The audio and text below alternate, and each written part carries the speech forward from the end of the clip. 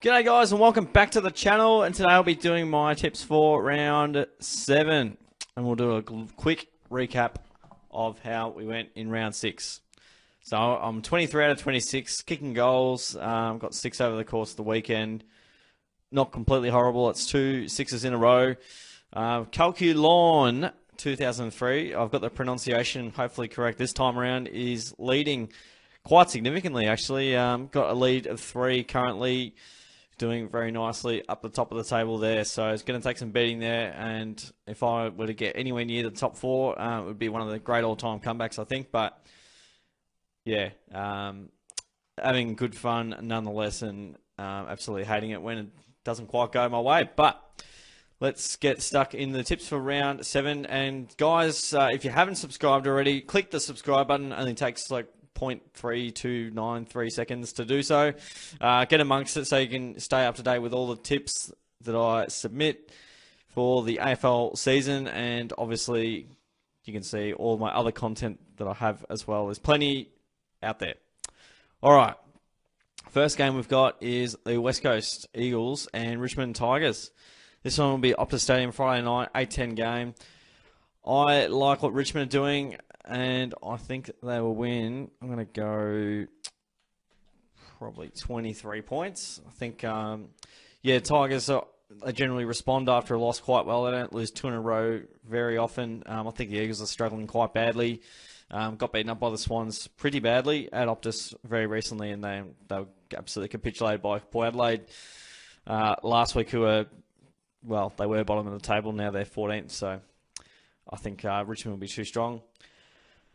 Geelong have Fremantle. Recent good record by the Cats over the Dockers. I think we've won the last couple.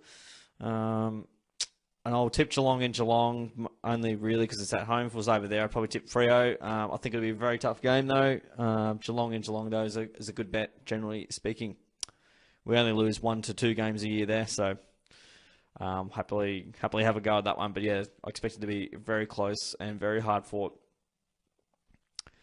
Adelaide have GWS at Adelaide Oval, and, well, the Giants, obviously, they went down to the Saints on their home deck.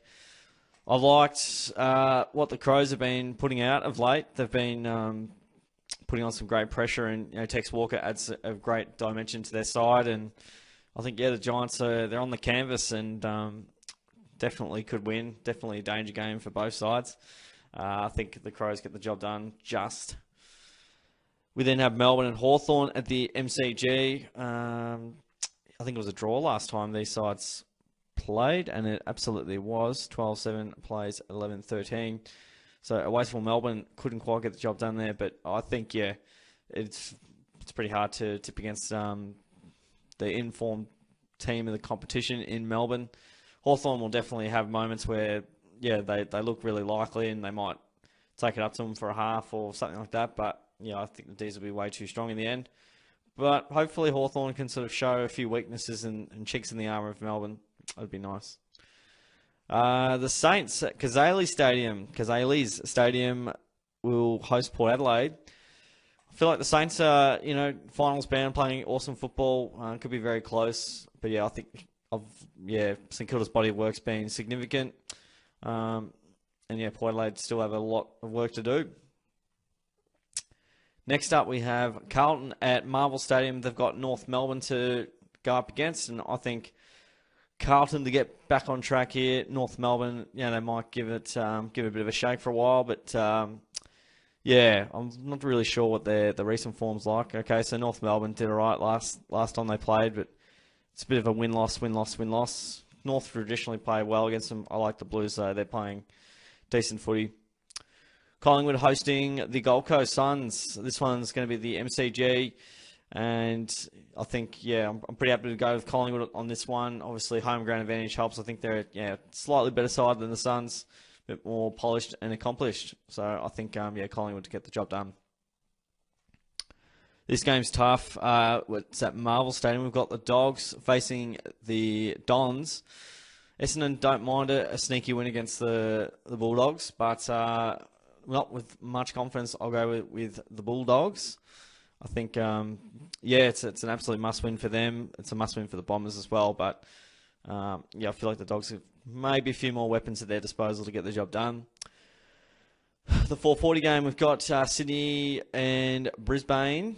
This one's going to be the SCG. Usually they don't play the last game, so that's interesting. Freo playing down here, that makes sense.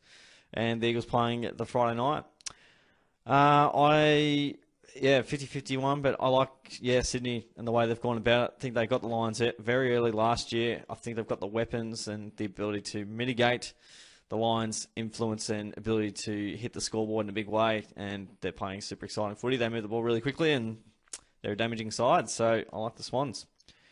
Chicken teriyaki or chicken schnitzel all day, every day.